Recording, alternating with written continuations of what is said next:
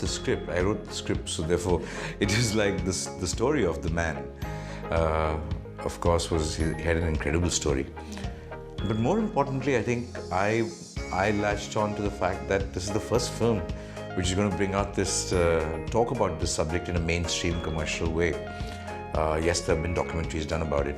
There are a few people who've tried to illegally do things on his life before. But for the first time, we have a big star who can kind of, come out in the open and talk about the subject in an entertaining way. That really kind of, motivated me to do this film. I never thought about it actually, never. Because I don't think it's a taboo subject. It's just a subject that people haven't spoken about. They're waiting to speak about it. And I always believe that any conversation which is labeled taboo is actually waiting for somebody to start talking first and the world kind of joins. And I'm glad that so many people are talking about an issue that was whispered before, not even loudly in their own houses. So that I think is a great thing for a film. And what I really am happy about is we keep talking of India, we compare it to the West and say that we're not progressive, we're regressive, we don't allow this in our films, this in our film.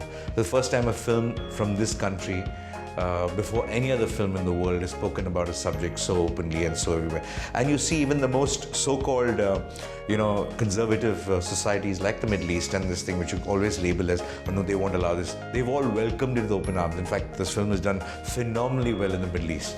So that to me is like, what a revelation, because what you think is non-progressive is actually far more progressive than what we guys, know. It's our lack of knowledge of what really is progressiveness for people and what is regressiveness for people. Any filmmaker, when he does a film, you think the film will do well, and that's why you do the film, you write a story and this thing. So you never think of, oh, this film will not do well and do the film. You can't do it. So you expect the film to kind of be liked by many people, of course.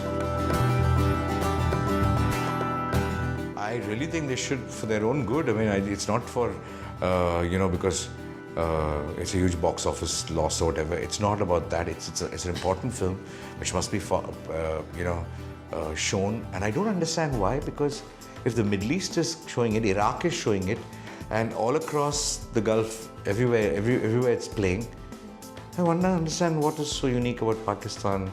If all the religions are accepting it, if all the societies are accepting it, why not Pakistan? It's not one of those anti-national, the hate Pakistan kind of a film. It's a love woman feel. So why wouldn't Pakistan want to love their women? No, nobody. I really believe this only because from the time he first asked me whether I'd be interested in doing this film, and he said, need not be me. I said, it has to be you. Not just because you're a big star and you can pull in the crowd to watch such a film. Because trust me, this subject is a lot more than just pulling parts. It requires a certain thing. But I just felt that he was a lot like Muruganantham. He was a lot the way he is as a character, very simple, very down to earth, very straightforward, no faff. He doesn't think he's achieving something great. He goes about doing his work normally. So I like that, very similar to what Muruganantham is. No, I don't go searching for controversial subjects. I just look at subjects that if I think of something which is interesting, I've always done them, which is there regardless of whether people have found it interesting or not. I just try and attempt to kind of make each film, as interesting as is possible. She's provided the most valuable input to the film. The fact that she thought of doing a film based on this guy's life, that was her biggest contribution. Of course, she's very vocal about this. She believes in this subject passionately. But I think her biggest contribution to this film was the fact that she thought of doing it, that she wanted to do a film based on this person's life. That, I think, is the biggest contribution.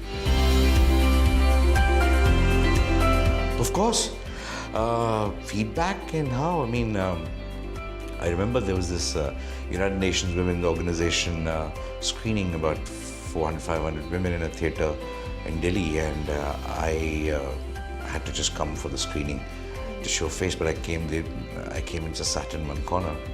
And in the interval when the lights were on, I was hearing some fizz sound next to me, some kind of a muffled crying kind of sound. I didn't dare to look on my left or whatever. Then the interval lights came on. Next to me was Radhika Apte, and she had come to see the film for the first time, and she was like, trying to laugh through her tears. And 4 seats away from Muruganantham was there. I mean, I've never been so touched, because for me, he was the most important audience. He was so touched, and he had tears in his eyes, and we hugged, and then it was a beautiful moment. It's because, to me, I don't think anything is more precious than when a person who's living is seeing his life on screen. That needs to do justice. That's what I was always kind of worried about. That, I think, then I don't care about anything else.